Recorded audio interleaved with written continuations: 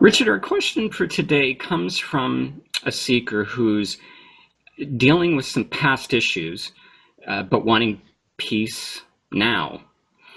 And the question is it necessary for me to revisit and heal past suffering in order to be at peace in the present?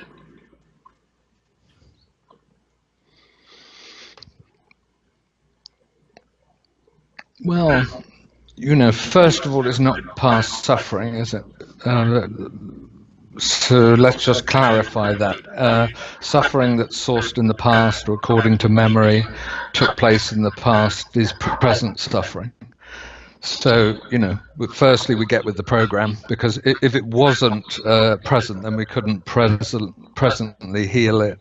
We couldn't counsel through it. We couldn't have an effective process of therapy or inner work or inner exploration or whatever to process it. So there is no past suffering as such. There's suffering in the present that may be referred to the past, but that's merely the source. It's how am I holding on to the past is already suffering. So perhaps a minor point, but an important one in psychotherapy and counseling and getting through our inner work.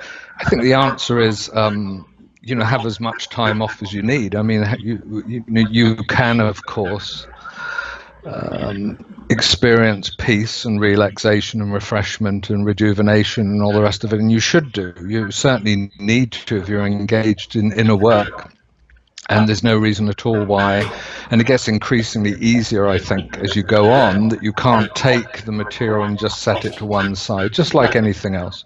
You're cooking and it becomes overwhelming, you can turn it off and set it to one side. Usually you can stop the housework, you can stop your work in the office or whatever it is, set it to one side and breathe and relax and come back refreshed, come back present and happy to the task at hand. So of course, have peace, entertain the idea of some kind of regularity of just the same way as your heart and your breathing and your pulse, your respiration, your temperature regulates itself. Here you have to regulate yourself, not to be extreme in action, not to be so attached perhaps to the outcome of what it is you're doing, to be able to just stop for a minute, take a moment of peace. Never underestimate a moment of peace, or 5 minutes of peace, or a small chunk of time, very important.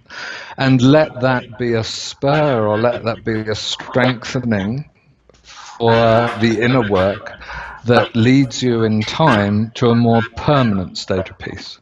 And to the person who asked the question, I would say, I'd just like to point out that it is quite possible then to exert yourself and to strive, and yet still at the same time to be in a state of peace, because you're not totally identified with your will center or your action that's pushing forward towards some apparent outcome.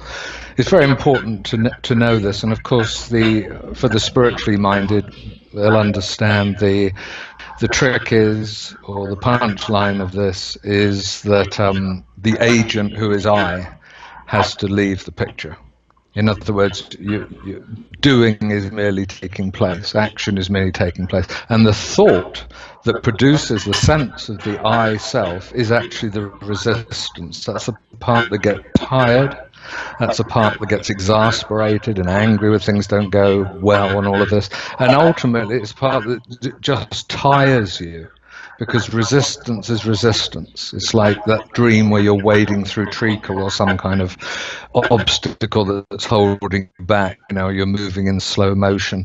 There is an illustration of the identification with the separate self that divides the world into self and other, present and past, peace, relaxation, and whatever that opposite is, and back and forth and back and forth. It gets very tiring after a while.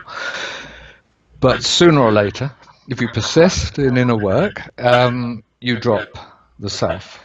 And then the happiness and certainly the relaxation, the peace is simply apparent. It's just like opening the window and the sunshine floods in. It's just there.